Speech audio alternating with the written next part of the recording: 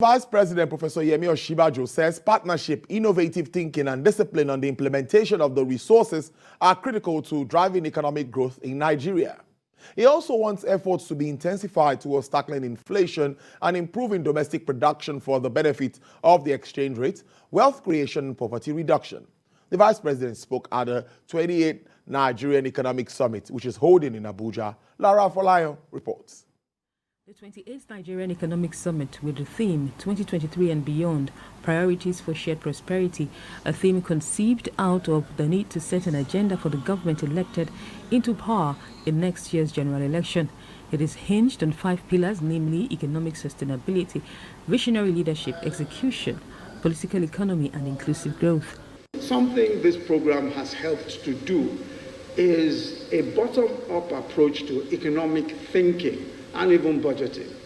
And the whole idea was that we sought to support small-scale farmers by guaranteeing uptake of their production through enabling bigger farmers and suppliers to manufacturing companies and commodity exchanges to support them across every stage of production. The opening plenary was on the Nigeria we want, consisting ways of creating a stable macroeconomic environment that boosts private investments towards socio-economic inclusion, job creation, and poverty reduction. The fiscal authorities highlight existing economic reform efforts while hinting that the country's draft Agenda 2050 is in its final stage and will soon be unveiled by the president. Participants shared thoughts on areas that need critical interventions. We recently started producing infographics to make it easier for people to see graphically the data, how much is collected in each category of the major revenue streams, how much is the cost of deductions in terms of cost of collection, but also for subsidy. Discussants are focused on coming up with ideas on how the incoming government can accelerate economic growth driven by sustainable and inclusive development.